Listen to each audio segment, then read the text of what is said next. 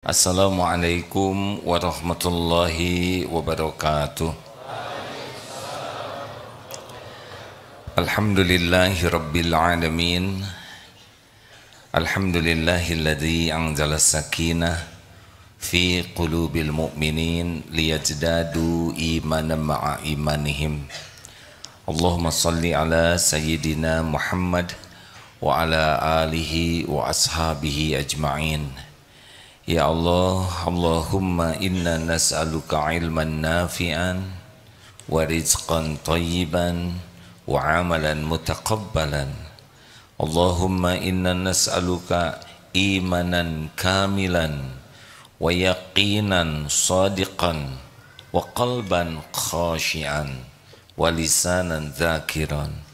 Duhai Allah yang maha menatap, berkahi majlis ini, karuniakan kepada kami ilmu yang manfaat, ilmu yang menambah keimanan kami ya Allah, ilmu yang menjadi amal soleh, ilmu yang menjadi wasiat dalam kebenaran dan kesabaran. Luruskan niat kami agar majlis ini semata mencari ridho-Mu ya Allah.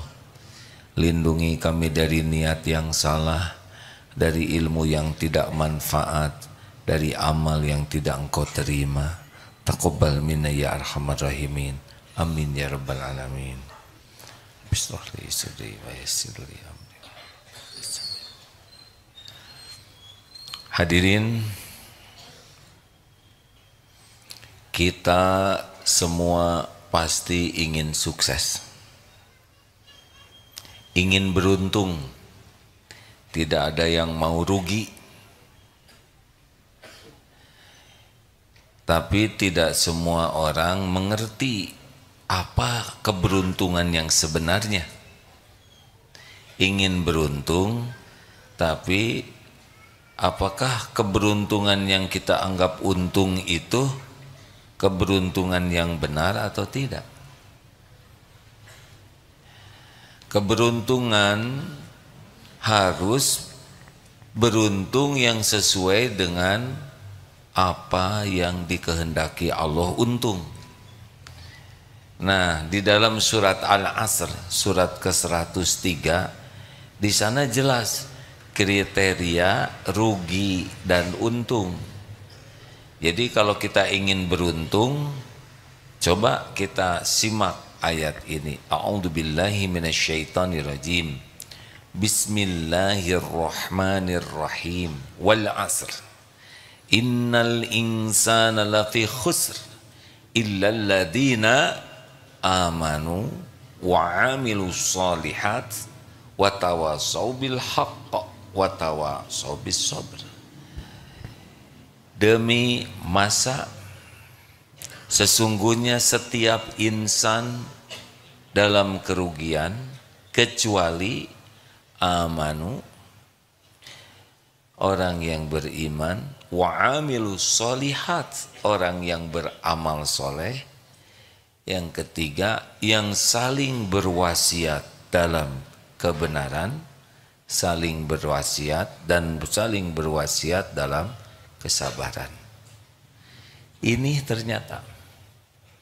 Jadi keberuntungan tidak diukur oleh jumlah uang, tidak diukur oleh gelar, pangkat, jabatan, popularitas, penampilan. Itu casing. Keberuntungan adalah setiap waktu yang kita miliki, targetnya 4 ini, kita akan beruntung. Kunci bahagia. Kunci bahagia apa? Banyak uang? Tidak. Punya jabatan tinggi? Tidak. Kunci bahagia itu iman dan amal soleh. Apakah orang yang sedikit uangnya bisa bahagia? Bisa. Kalau imannya kuat dan kesibukannya jadi amal soleh, Allah yang membahagiakannya. Kalau gaji kecil bisa bahagia? Bisa. Kalau hari ini uangnya habis, masih bisa bahagia? Bisa. Dia yakin Allah penguasa rizki. Besok ada rezekinya sendiri.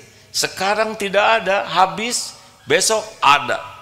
Allah pemilik langit dan bumi, maha baik, tidak pernah abai kepada hamba-hambanya. Allah janji akan mencukupi orang yang takwa dan tawakal. Tidak pegang uang, tidak ada keraguan. Harga tanah naik, tidak ada masalah. Mau naik berapapun, ketentuan di genggaman Allah. Kalau Allah memberi, jadi. Maka bahagia bukan masalah pangkat, gelar, jabatan, popularitas, penampilan, jumlah uang. Oh tidak. Banyak uang sama sekali tidak jaminan bahagia. Orang banyak uang, kurang iman, pasti stres. Takut berkurang. Fakrahu baina ainai, di sininya takut berkurang rezekinya. Stres. Punya jabatan takut mutasi. Punya popularitas takut berkurang popularitasnya. Punya penampilan takut tua, takut keriput. Stres. Maka tidak usah silau dengan yang diberi dunia. Silaulah dengan orang yang imannya kuat dan kesibukannya jadi amal soleh. Apa yang disebut iman? Apa kuncinya supaya iman kuat? Rasulullah SAW bersabda, al-mu'minul qawi khairun wa ahabu ilallah minal mu'mini do'if wa fi kulli khair. Mukmin yang kuat lebih baik dan lebih dicintai Allah daripada mukmin yang lemah, dan pada keduanya ada kebaikan. Jadi makin kuat iman seseorang, makin baik dalam segala hal. Akhlaknya baik, amalnya baik, hatinya baik. Pokoknya makin kuat iman seseorang, makin baik kehidupan dunia akhiratnya dan makin dicintai Allah. Pertanyaannya, apa yang membuat orang kuat iman? Ilmu. Ilmu. Pupuk iman adalah ilmu. Kurang ilmu akan kurang iman. Pemandu amal adalah ilmu. Kurang ilmu pasti kurang amalnya. Ilmu luas. Ilmu apa yang terpenting? Ilmu agama. Maka maaf, Rasulullah SAW bersabda, man yuridillahu bihi khairan yufaqihu fiddin. Barang siapa yang dikehendaki Allah kebaikan baginya, yufaqihu fiddin, Allah pahamkan agama. Nah hadirin sekalian,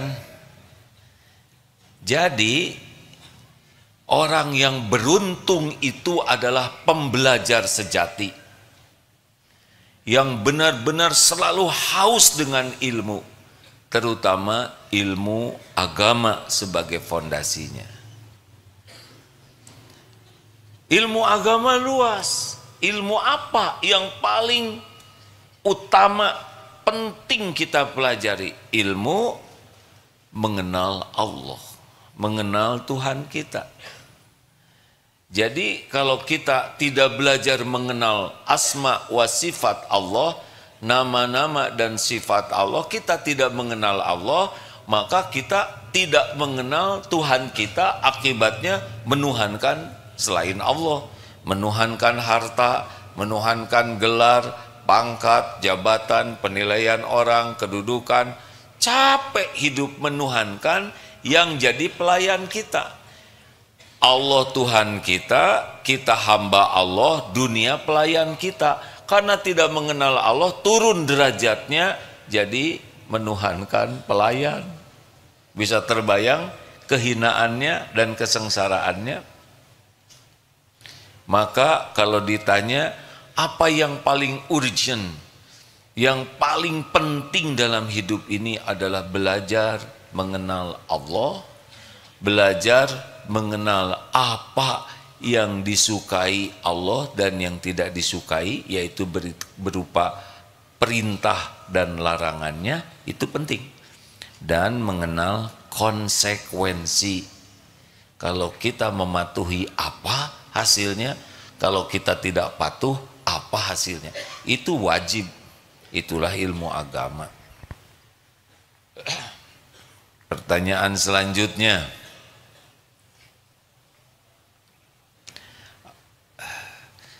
di mana kita bisa mengenal Allah yang paling jelas? Di mana? Al-Quran. Al-Quranul Karim adalah kalamullah, kalam Allah. Allah dengan Al-Quran kalamnya memperkenalkan siapa dirinya. Sehingga orang yang paling akrab dengan Al-Quran, dengan niat dan cara yang benar, paling mudah mengenal Allah. Lalu penjelasan Al-Quran yang paling tepat adalah dari Rasulullah SAW. Makanya maaf ya, ini saya sedikit mau menggugah. Barusan kita membaca surat apa? Ar-Rahman. Masya Allah. Berapa menit? 15 menit. Alhamdulillah. Senang mendengarnya. Insya Allah itu berpahala kalau ikhlas membacanya.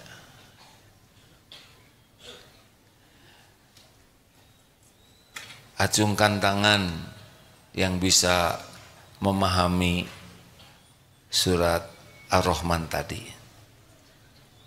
Agak berat ya. Atau acungkan tangan, pelajaran apa yang bisa diambil dari surat Ar-Rahman tadi.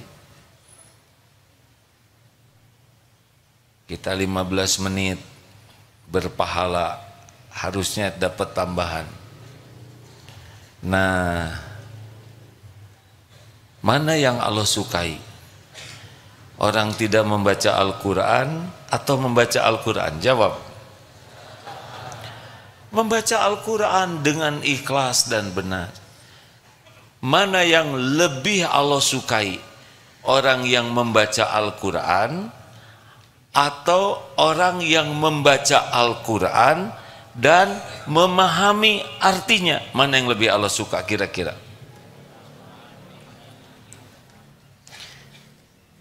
Saya kira Allah sangat senang kalau kita memahami perintahnya.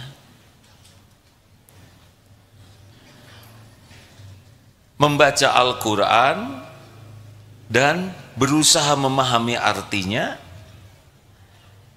bandingkan dengan yang membaca Al-Quran, berusaha memahami artinya, dan berusaha mengamalkannya. Mana kira-kira yang lebih disukai Allah?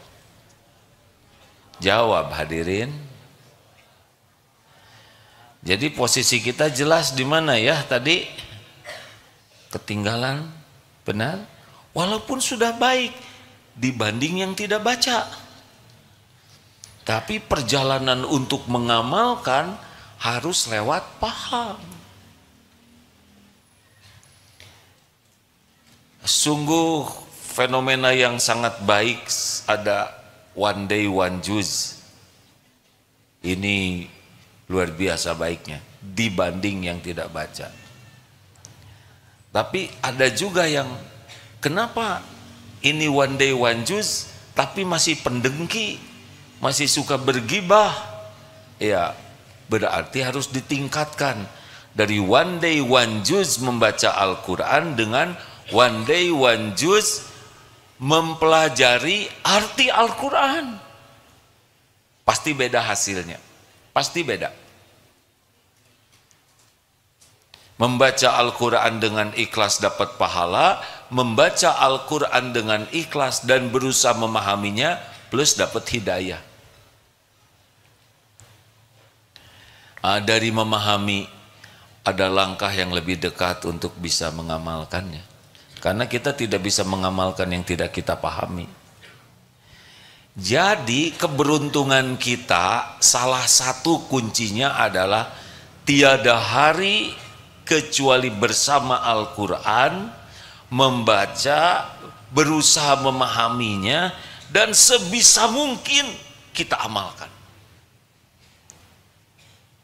Baru beruntung. Jauh dari Al-Quran, kita tidak mengerti siapa Tuhan kita, harus bagaimana dalam hidup ini. Tidak mengerti, ngarang. Jadi hidupnya ngarang, buang-buang waktu. Kita punya HP, kita lihat segala macam urusan dunia, tapi tidak kita baca berita akhirat. Tidak kuat kita 1 menit aja ayat kursi. Allahu la ilaha illa huwal hayyul qayyum. Langsung skip aja. Kenapa ayat kursi jadi lama? Tidak kuat. Tapi berita pernikahan artis, perceraiannya, anak yang tidak jelas dibaca. Semua dibaca berjam-jam. Inilah yang harus kita pertanggungjawabkan. Padahal waktu itu aset kita. Jadi waktu itu bagian dari hidup kita. Setiap waktu lewat seperti copot, copot, copot. Kita tuh bahasa Sundanya merepel. Makin lama copot, copot, copot. Tidak bisa kembali. Kalau rezeki tidak kebagian hari ini, besok masih ada harapan. Tapi kalau waktu lepas hari ini, besok tidak ada lagi waktu yang tadi.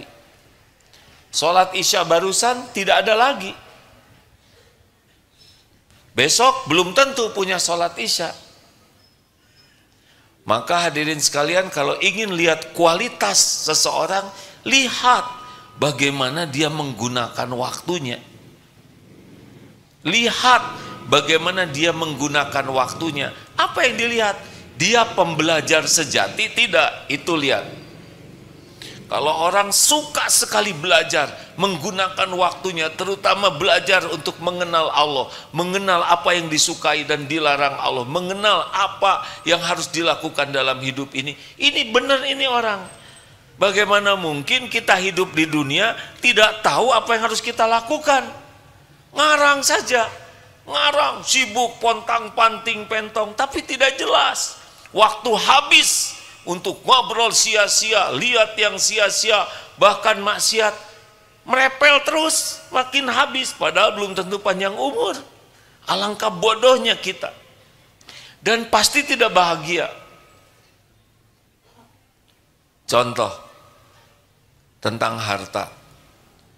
Banyak orang yang tidak mengerti ilmu harta. Padahal jelas di Al-Quran, pemilik harta itu adalah Allah.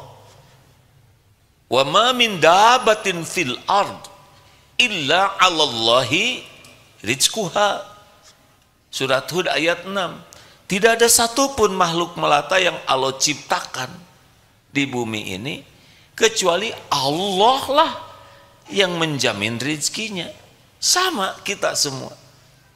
Kalau sudah yakin Allah yang menjamin rezeki, tinggal bagaimana caranya kita menjadi orang yang layak diberikan rezeki yang terbaik oleh Allah. Bukan kantor, bukan orang tua, bukan pembeli yang memberi rezeki, Allah. Siapapun hanya Allah yang memberi rezeki. Mau Islam, tidak Islam, taat, tidak taat, berbuat baik, ahli maksiat, mau yang kaya, yang miskin, binatang, gajah, paus, sampai ke semut, sel, kuman, semuanya Allah yang bagi. Dimanapun, kapanpun. Kalau yakin Allah yang membagi rezeki, tinggal minta. Dan berbuat apa yang membuat kita layak mendapatkan rezeki terbaik kita. Ya. Bukan masalah rezeki ya, tapi rizqan thayyiban. Penjahat juga dikasih rezeki. Dan kita tidak usah ribet pakai iri dengan rezeki orang lain. Apa yang harus ribet? Kalau teman kita punya motor, ini dapat rezeki ini, dia bisa beli rumah, kita tinggal minta saja. Karena orang lain juga Allah yang ngasih. Mau apa iri dengki kepada orang lain capek-capek? Orang iri dengki karena kurang iman. Waduh, sekarang harga-harga naik. Ya biarin. Mau dulu, sekarang, nanti, tetap saja yang ngasih rezekinya adalah Allah. Kita tidak baca Quran, tidak tahu bahwa rezeki itu Allah yang membagi. Makanya tingkatkan dari senang membaca Al-Quran menjadi senang membaca Al-Quran berikut artinya ditadaburi. Kalau hanya baca Qurannya saja, ya seperti tadi, insya Allah dapat pahala, tapi ketika ditanya pelajaran apa yang diambil, itu tuh ada yang berulang-ulang berapa kali ya, begitu. Tapi kalau paham, Masya Allah, satu ayat yang pendek saja bisa menggugah. Artinya, siapa yang ingin beruntung, pertanyaannya seberapa dekat kita dengan semangat belajar. Berapa jam sehari kita mengalokasikan waktu untuk belajar dengan sungguh-sungguh. Berapa banyak kita ini tertinggal banyak sekali ilmu tuh. Dan kita tidak mungkin menguasai ilmu Islam seluruhnya. Kita belajar secara bertahap, tidak apa-apa. Belajar, pahami dengan benar dari guru yang benar-benar keilmuannya bisa dipertanggungjawabkan. Tidak rumit ya, agama Islam tidak ribet. Tidak usah harus mengadakan amal-amal yang kita sendiri masih bingung dan ragu. Sudah kita pegang saja yang amal yang aman, yang sudah tidak diperselisihkan, lakukan dengan ikhlas. Tidak usah mengomentari yang lain kalau kita kurang ilmu. Yang penting amalnya benar dan dilakukan dengan ikhlas. Nanti Allah menambah ilmu kita. Wah, bagaimana kalau kita meninggal sebelum paham Islam? Gak apa-apa. Tidak apa-apa, yang penting kita meninggal di jalan ini. Kita belum tahu semua, belum mengamalkan semua ilmu Islam, tidak jadi masalah. Yang penting kita belajar dengan ikhlas dan kita berusaha mengamalkannya. Lalu kita mati usia muda, belum tahu banyak, gak apa-apa. Allah menilai bagaimana keikhlasan kita mencari ilmu dan keikhlasan kesungguhan kita mengamalkan ilmu. Sudah tahu kan kenapa kita menderita lemah ilmu dan lemah, siapa yang nyebut lemah syahwat? Lemah jiwa, hadirin.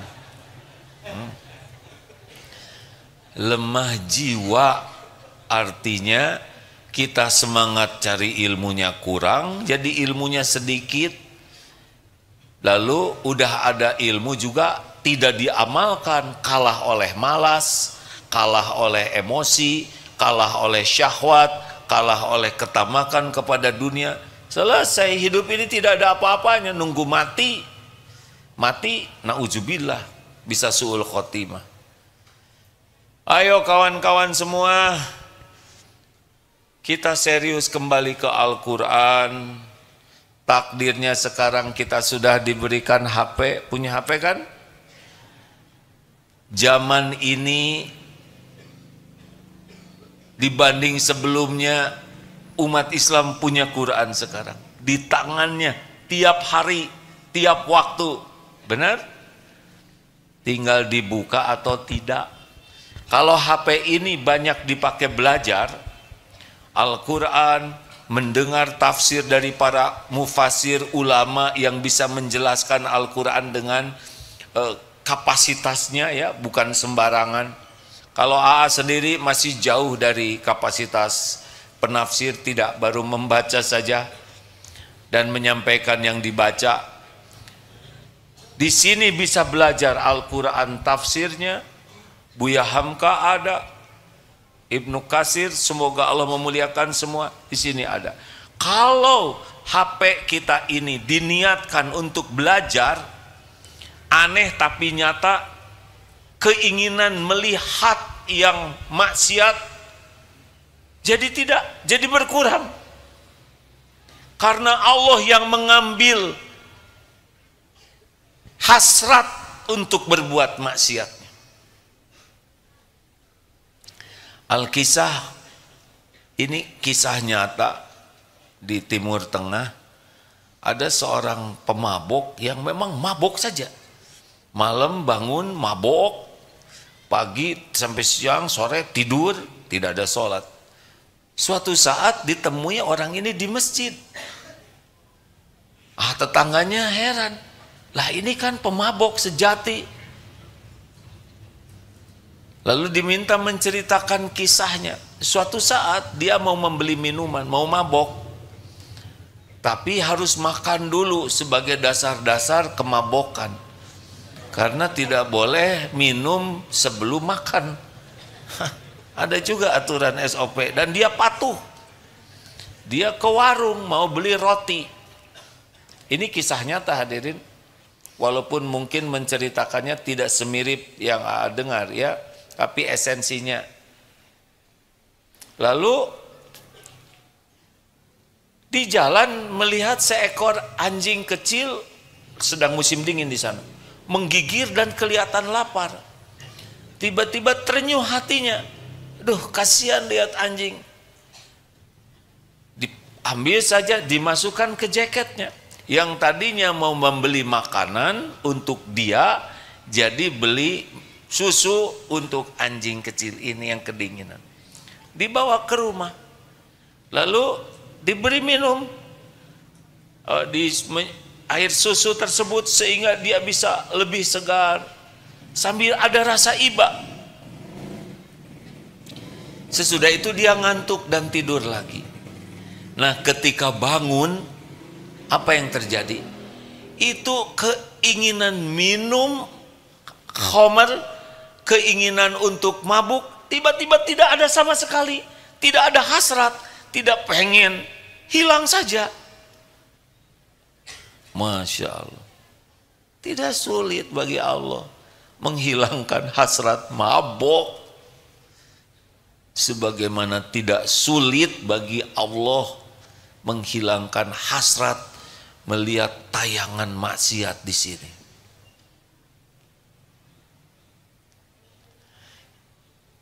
Cirinya ahli maksiat adalah sembunyi-sembunyi buka HP-nya untuk melihat maksiat. Kalau di masjid soleh, tapi giliran ada sembung. Dan katanya kelihatan di kukunya. Oh, pada lihat kuku, tidak usah dilihat. Ini langsung kelihatan apanya. Ada yang nahan diri supaya nggak lihat. Pas gitu. Setan sangat menyukai kita membuka maksiat di sini. Dan oleh Allah di sini ada algoritmanya. Jadi kalau yang biasa kita buka, nanti dia akan keluar sendiri rangkaiannya. Hadirin sekalian, niatkan teknologi untuk melakukan percepatan kita menambah ilmu. HP ini untuk nambah ilmu, bukan nambah dosa. HP ini untuk membaca Al-Quran, belajar menerjemahkan Al-Quran, dengar ahli tafsir Al-Quran. Luangkan waktu sebisa mungkin, beli headsetnya, naik motor pasang, naik sepeda pasang, sepanjang jalan belajar, dengar Quran, terjemahkan, dengar penceramah, menjelang tidur, terus saja, terus usahakan. Lihat perbedaannya, makin tambah ilmu, tambah mantap hidup kita ini. Kalau ada yang menjengkelkan bagaimana? Sudah ada SOP-nya di sini. Wa idza khatabahumul jahiluna qalu salam. Kalau ada orang ngomong jelek yang bikin tidak enak kepada kita, orang jahil, kita berkata baik, berkata yang mengandung keselamatan. Ada SOP-nya, bukan marah-marah, bukan jengkel. Bagaimana kalau kita ingin bahagia? alladzina yunfikuna fis sarra'i wad dharra, berinfak. Bahagia itu dengan berinfak, bukan memperbanyak tabungan dan menyedikitkan infak. Bahagia itu dengan berinfak di kala lapang dan sempit. Surat apa? Ali Imran berapa? 134. Wal kadhiminal ghaidh, menahan amarah. Bahagia itu bukan mengumbar amarah, menahan amarah. Orang yang mengumbar amarah, dia tidak akan bahagia, dia tidak akan disukai, dia akan berlumur dosa dan akan bertubi-tubi musibah menimpa dirinya. Karena setiap kali marah menzolimi orang, maka doa orang yang dizolimi bisa jadi petaka bagi kita. Bahagia itu wal afina 'anin nas, memaafkan, tidak ada dendam. Apa-apaan dendam? Apa-apaan sakit hati? Tidak ada perintahnya. Tapi dia menyakiti, ya nggak apa-apa, kita maafkan. Kalau tidak ada yang menyakiti, kita tidak memaafkan nanti, ya. Benar? Kenapa harus sakit hati? Semua sudah ada di sini SOP-nya. Banyak yang khatam Quran tapi belum tentu khatam terjemahnya. Ya. Mari sahabatku sekalian, ingin jadi orang beruntung, jadilah pembelajar sejati, terutama belajar memahami agama dengan niat yang ikhlas. Kenapa niat ikhlas? Karena ada yang diberi ilmu agama tapi oleh Allah tidak diberikan keberkahannya. Kenapa? Karena Allah tahu niatnya belajar itu untuk diakui orang sebagai orang yang pintar, orang yang luas wawasannya, ingin disebut alim, ingin disebut kiai, ingin disebut ustadz, ingin disebut syekh.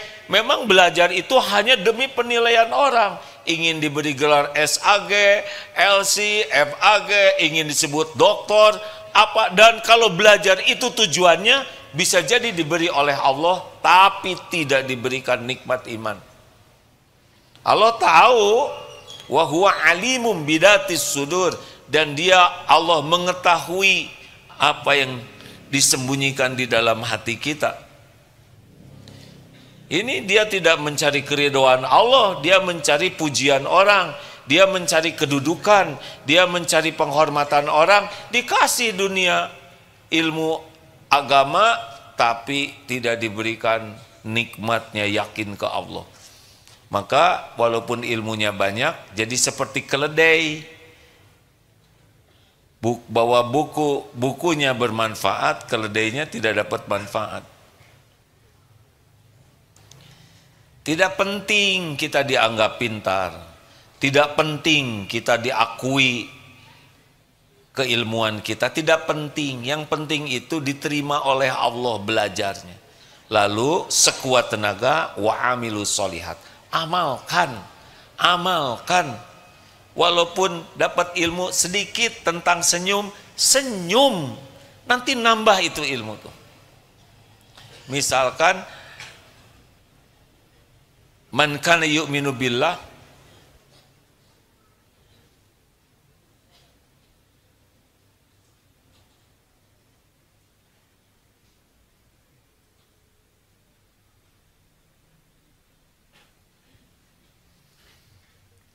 walaupun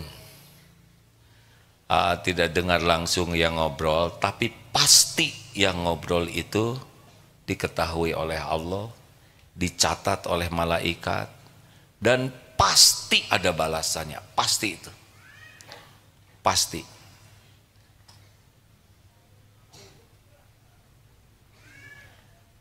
Jangan, adik-adik, jangan mengundang musibah kepada diri sendiri.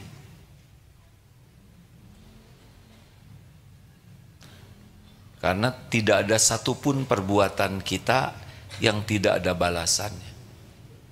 Tidak ada yang mengundang musibah bagi diri kita selain perbuatan buruk kita sendiri. Tidak mungkin meleset, datang ke sini ngajak ngobrol yang lain, temennya tidak dapat ilmu gara-gara diajak ngobrol oleh dia, pasti akan ada balasannya nanti. Belum lagi mengganggu kiri kanannya yang sedang fokus. Pasti ada balasannya. Tidak ada perbuatan yang tidak ada balasannya.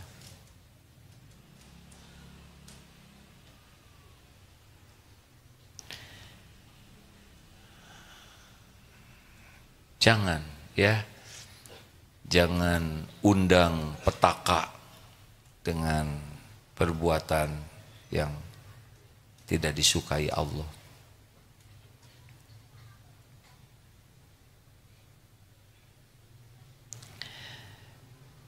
Lanjutkan.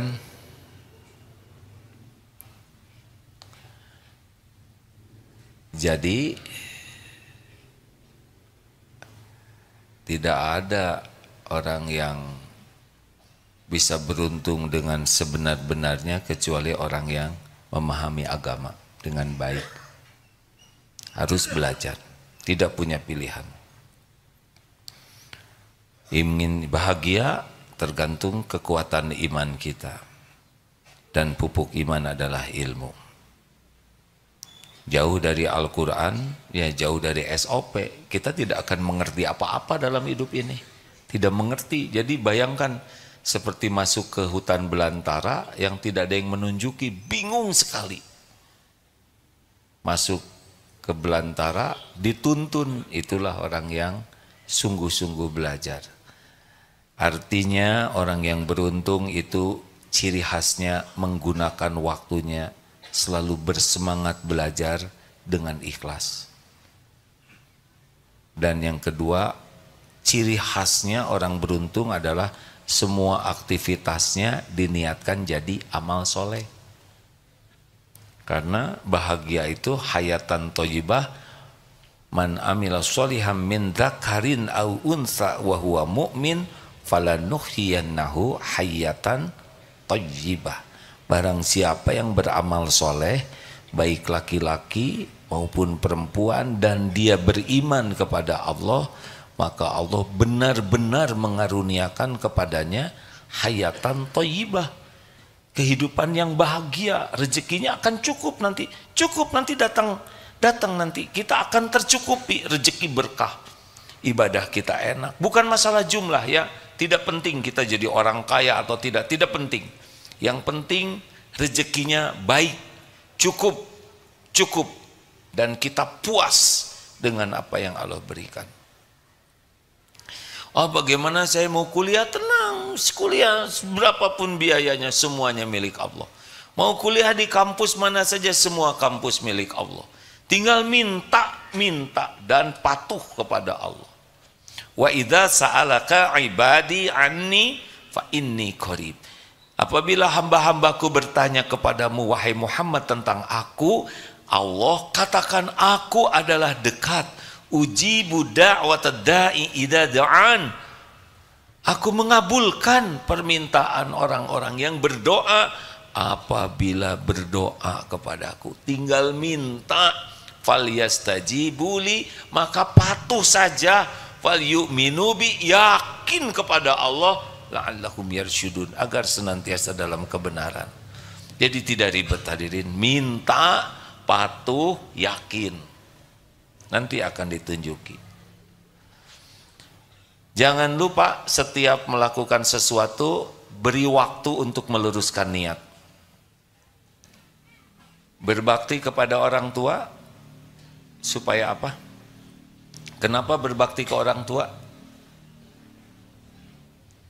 Kenapa kita berbakti ke orang tua? Karena orang tua baik ke kita? Bukan. Kita berbakti kepada orang tua karena Allah memerintahkan dan Allah menyukainya. Ya Allah, saya muliakan orang tua semata-mata karena Engkau.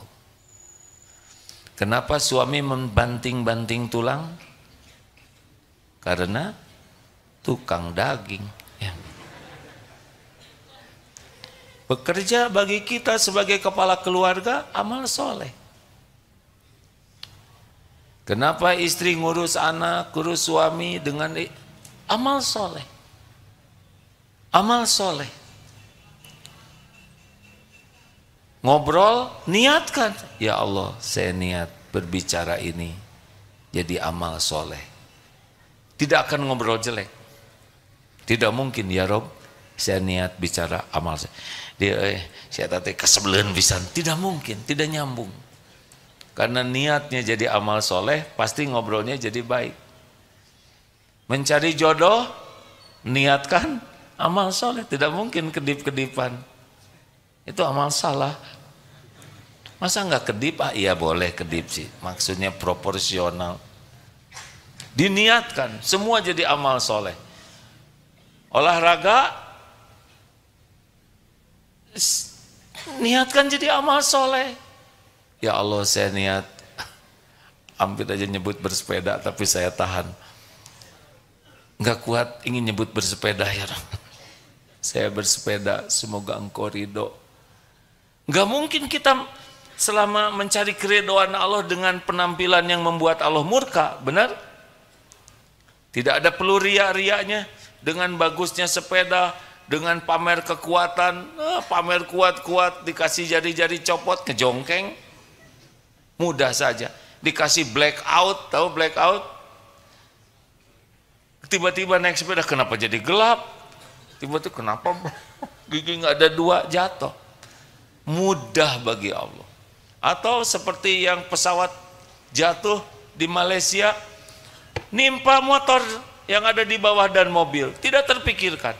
Itu mobil taksi meninggal tuh. Makanya nyetir niatkan jadi amal soleh. Naik motor jadi amal soleh. Parkir, niatkan parkir jadi amal soleh, tidak mungkin menghalangi jalan. Sedih sekali suatu saat jalan ini macet. Lalu ada yang parkir motor, sesudah dicari, oh ini penyebabnya. Pak, maaf, aduh maaf, saya ini sedang fotokopi. Apa teh kalau S2 teh bikin apa namanya? Bikin tesis. Saya lagi harus menyelesaikan tesis. Oh, Akang S2? Ya saya, aduh S2 saja tidak tahu parkir yang benar. Belajar apa saja? Sampai macet begitu, harusnya makin tinggi pendidikan, makin malu merugikan orang lain. Ini daerah mahasiswa nih di sini. Sedih sekali kalau lihat parkir sembarangan. Ya Allah, mahasiswa. Belajar apa? SD 6 tahun, SMP SMA 12 tahun, tambah kuliah, parkir saja tidak bisa. Nyimpen sampah pada tempatnya saja tidak bisa. Tidak belajar. Tidak belajar agama dengan benar. Padahal parkir sembarangan membuat orang lain terhalang, dia akan dapat balasannya tuh. Mungkin terhalang dari hafal, mungkin terhalang waktu kuliahnya, karena tidak ada perbuatan yang tidak ada balasannya. In ahsantum, ahsantum li anfusikum, wa in asatum falaha. Jika kamu berbuat baik, maka kebaikan itu untuk dirimu sendiri. Jika kamu berbuat buruk, parkir sembarangan, ada itu balasannya, entah dari mana nanti, ya. Yang pasti parkir seenaknya membuat orang sulit, itu akan ada balasannya. Walaupun tidak ada yang berani nyuruh meminggirkan, tapi pasti ada balasannya. Tidak ada yang tidak ada balasannya. Famay ya'mal mithqala dzarratin khairan yarah wa may ya'mal mithqala dzarratin syarran yarah. Kenapa jadi tegang begini? Kalau kita yakin dengan ayat-ayat tadi, maka kita waspada dengan kelakuan kita. Karena siapa yang mencelakakan diri kita? Tolong dijawab. Siapa yang mencelakakan diri kita? Perbuatan buruk diri kita sendiri. Tidak ada yang membuat kita hati jadi gelisah terus, pikiran jadi kacau, hidup tidak bahagia. Itu pasti keburukan kita sendiri. Kalau kita beramal soleh, ada ujiannya. Mungkin kita difitnah, mungkin kita tertipu, tapi di sini tidak goyang.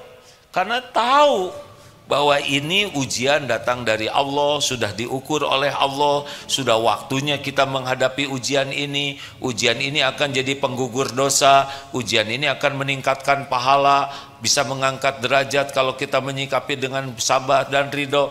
Jadi ketika ujian datang, walaupun ketipu, pahit, difitnah, karena sudah paham ilmunya, ya biasa saja. Bahagia itu bukan hanya pada yang cocok dengan keinginan. Yang tidak cocok juga bisa bahagia kalau sudah paham. Masih ingat yang digigit anjing itu? Masih ingat? Ingat-ingat saja ya. Ada yang doa minta jodoh, kemudian digigit, keluar dari rumah digigit anjing, dibawa ke klinik. Asalnya dia heran, kenapa minta jodoh yang datang anjing betina. Sampai di klinik diobati, hari berganti hari, tahu akhirnya rahasia takdir. Ternyata jodohnya waktu itu siapa perawat, sekarang beda, sekarang dokternya ya. Sesuka saya hadirinnya.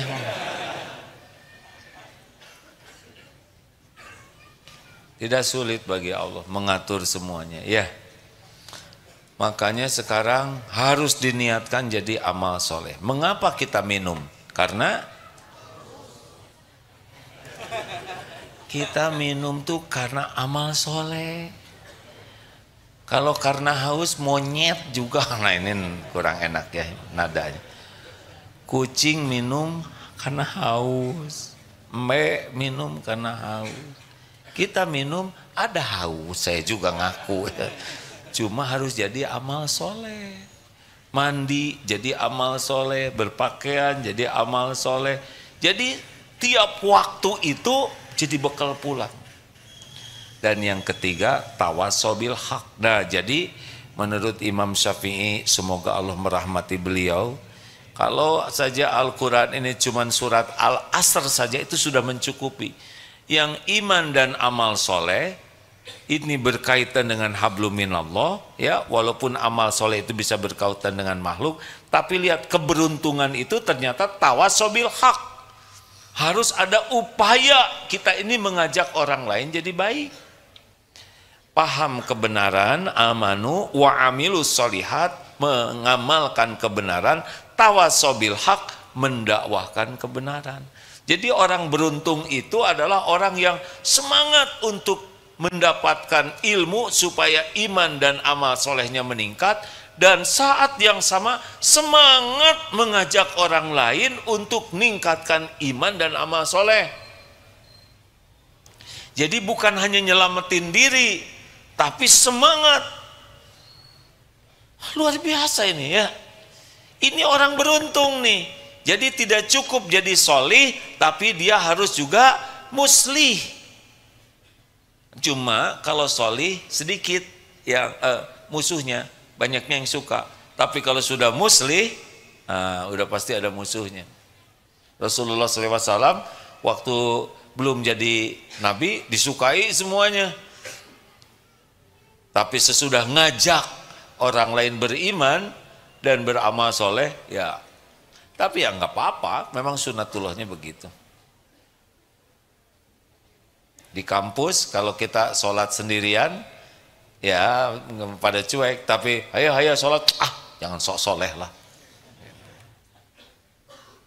Kan tidak apa-apa. Ya tidak rugi disebut begitu. Yang rugi yang nyebut. Kecuali kalau kita masih kanaraka, nah eta rugi. Ya. Terus saja tawasobil haq. Makanya balighu anni walau ayat, sampaikan daripadaku walaupun satu ayat. Ini spirit kita. Tiap hari kita tingkatkan yang bisa meningkatkan iman dan amal soleh. Kemudian kita juga sebarkan dengan cara yang paling bijaksana agar orang lain termotivasi. Jangan diam-diam saja. Seperti ke masjid, jangan ke masjid sendirian saja. Mungkin mudah-mudahan saudara bisa ceramah yang lebih baik. Tapi kalau belum bisa, bonceng teman. Al-Kisah ada seorang istri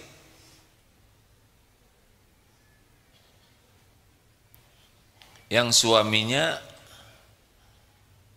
tidak tertarik mempelajari agama, tidak mau diajak ke majelis taklim. Istrinya berdoa supaya suaminya senang. Ya kalau tidak mau, Bapak di parkiran saja. Ya oke lah kalau gitu. Qadarullah parkir persis di depan speaker. Mantap tuh.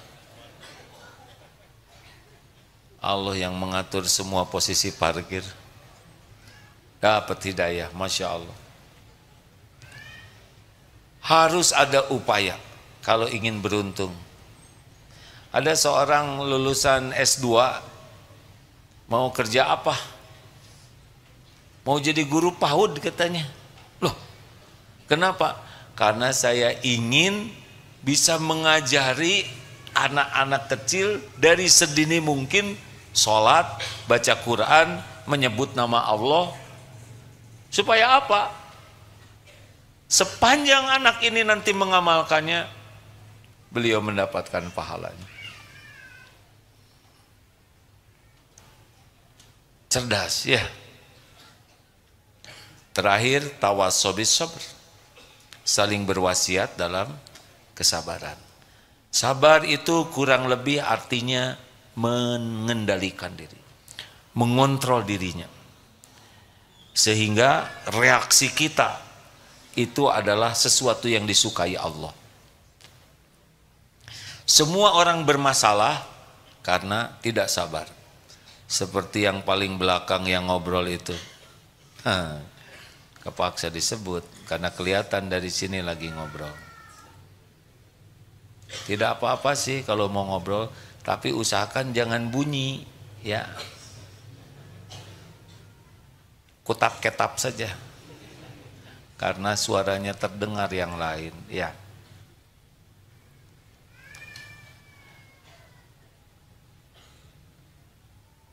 Kenapa ngobrol? Karena tidak sabar. Tidak bisa mengendalikan dirinya, tidak bisa mengontrol dirinya. Saya ada di mana? Sedang apa di sini? Apa saya mengganggu orang atau tidak suara saya?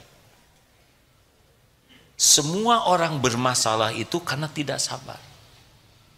Nah, sabar yang paling ada 3 tingkatan sabar itu. Sabar yang paling berat apa? Sabar menjauhi maksiat. Di bawah itu sabar ketika taat. Di bawah itu sabar menghadapi musibah. Kita harus mengontrol diri. Makanya berat ini punya HP yang lebih ringan, HP jadul. Tidak ada gambarnya, ya. Makin canggih HP, kecepatan makin tinggi, warna makin jelas. Aduh. Kalau tidak hati-hati ini, kesabaran punya HP itu luar biasa. Dan tidak cukup kita melatih diri sabar, tapi harus diawali dengan melatih diri sabar, dan kita terus mendistribusikan.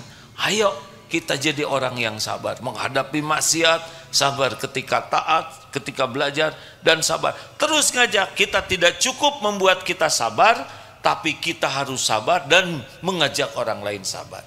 Karena jatuhnya seseorang itu karena tidak sabar. Silakan lihat berita-berita di Google dan sebagainya, ya.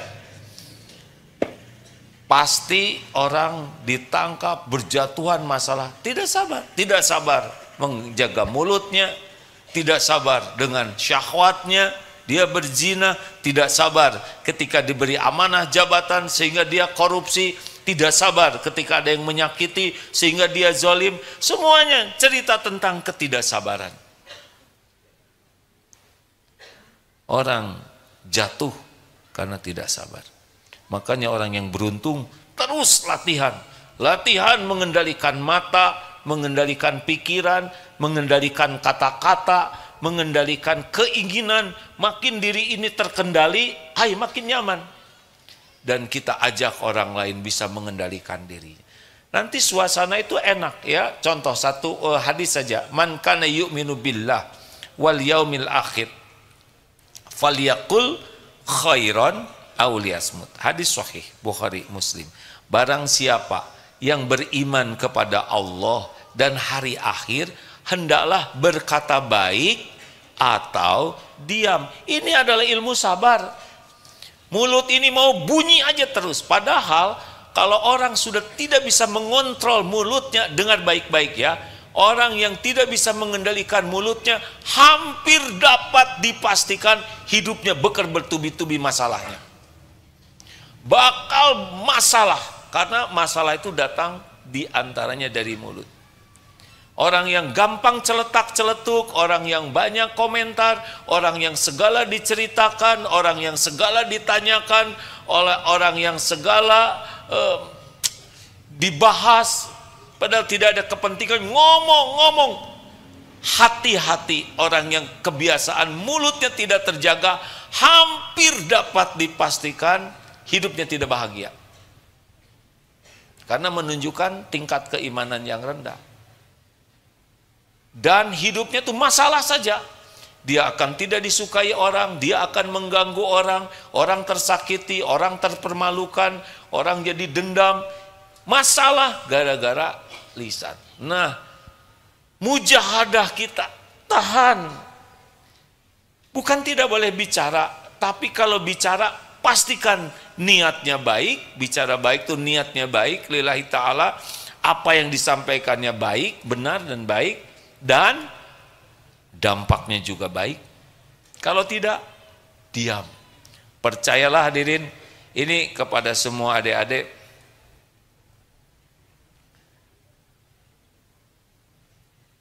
Oh, alhamdulillah lupa menyapa. Terima kasih, Dek. Sama-sama. Ada penerjemah hadirin. Lihat saya aja ya.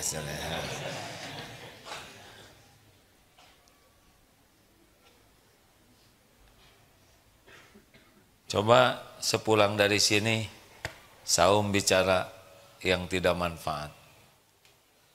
Sabar jaga mulut, karena tidaklah istiqomah iman seorang hamba hingga istiqomah hatinya, la yastaqimu qalbuhu hatta yastaqima lisanu. Tidaklah istiqomah hati seorang kecuali istiqomah jaga lisannya. Terima kasih sahabatku sekalian. Gunakan waktu sebaik-baiknya, karena waktu akan menghakimi kita. Kalau kita mengisi waktu kita dengan kebaikan, insya Allah kita jadi tidak tertarik berbuat maksiat. Kalau kita banyak mengisi waktu kita dengan kesia-siaan dan maksiat, kita jadi sulit berbuat baik. Waktu akan menghakimi kita. Kita belum tentu panjang umur. Waktu yang sudah kita gunakan sia-sia dan maksiat sudah sangat banyak. Yang tersisa belum tentu banyak. Tidak ada jaminan kita hidup tahun depan. Tidak ada jaminan kita hidup pekan depan. Ada 3 karunia Allah bagi yang selalu menghitung kematiannya.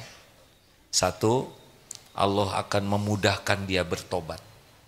Kalau sangat banyak ingat mati, membuat kita ingin terus tobat. Itu nikmat dari Allah. 2, Allah akan membuat kita semangat untuk beramal. Karena ingat mati, belum tentu kita panjang umur, jadi mau beramal terus. Dan yang ketiga, Allah membuat hati kita puas dengan pemberian Allah, walaupun mungkin sedikit. Qanaah. Tapi bagi yang jarang ingat mati, jarang tobat, sibuk saja dengan kesalahan orang lain, tidak bisa lihat dosanya sendiri. Yang kedua, malas dan melambat-lambatkan amal soleh. Jadi berat untuk beramal itu. Dan yang ketiga, tamak terhadap dunia ini, makin serakah. Bukan untuk jadi amal, tapi hanya untuk memuaskan nafsu tamak.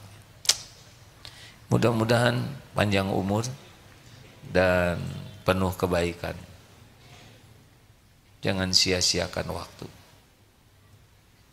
Min husni islamil mar, ciri di antara kualitas keislaman seseorang, tarkuhu ma la ya'ni, tidak melakukan perkataan, perbuatan yang tidak ada manfaat. Kalau saudara nanti mencari guru, selain minta kepada Allah, doa minta guru, lalu di medsos banyak para ulama, carilah ulama yang paling yakin kepada Allah. Pasti yakin itu menular. Tenang, kalau udah bercerita tentang Allah tuh bulat, mantap, itu terasa. Orang yang tahu kepada Allah dan orang yang yakin kepada Allah. Satu, itu cirinya. Yang kedua, cirinya adalah hidupnya rahmatan lil alamin, penuh kasih sayang, sangat menginginkan orang lain itu yang salah jadi memperbaiki, bukan dengan kemarahan ya, tapi dengan kasih sayang. Yang terjerumus supaya bangkit, yang hilaf supaya sadar, tidak ada suka menghakimi dengan kemarahan, kecuali apa yang Allah marah dia akan marah. Tapi kepada seisi alam rahmatan lil alamin. Dan yang ketiga,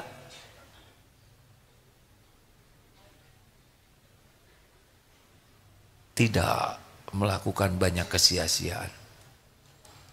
Perkataannya, sikapnya padat dengan kemanfaatan. Terima kasih sahabatku sekalian. Allahumma salli ala Sayyidina Muhammad wa ala alihi wa ashabihi ajma'in. Alhamdulillahi rabbil alamin. Alhamdulillah ya Allah. Innaka antas sami'ul alim.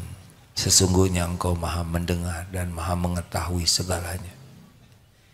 Ya Allah, kami mohon padamu wahai Allah yang maha menyaksikan, seperti yang Engkau janjikan, jadikan majelis ini penuh dengan ampunan-Mu ya Allah.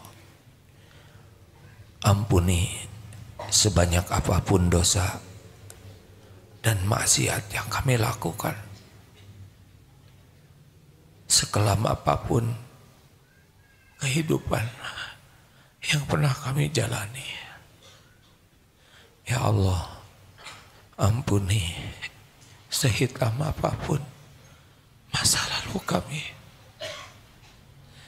Ampuni ya Allah dosa yang tidak sengaja. Ampuni dosa yang sengaja, padahal kami tahu itu dosa. Ampuni maksiat yang berulang-ulang, maksiat yang terang-terangan, maksiat yang sembunyi-sembunyi. Engkau pasti menyaksikan. Ampuni ya Allah, kami selama ini lebih banyak melupakan-Mu daripada ingat padamu.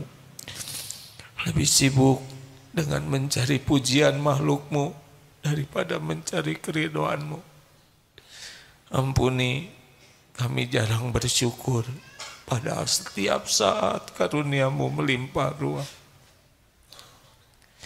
Bahkan ampuni betapa banyak nikmat dari-Mu yang kami gunakan untuk berbuat dosa, berbuat maksiat, mengkhianati-Mu. Astagfirullah. Ampuni, kami sering berburuk sangka padamu ya Allah, sering kecewa dan tidak ridho dengan takdir-Mu, padahal pasti yang terbaik.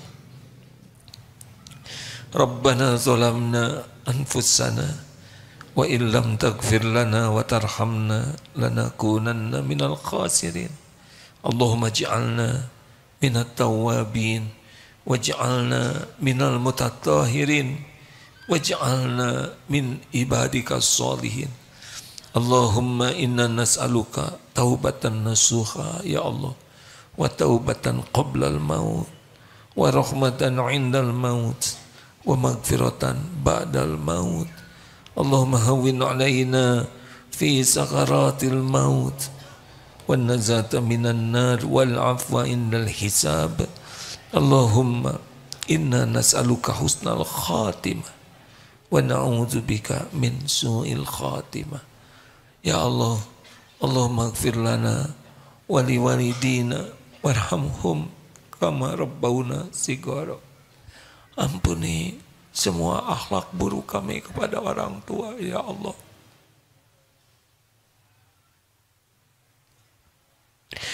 Ampuni orang tua kami bagaimanapun keadaan.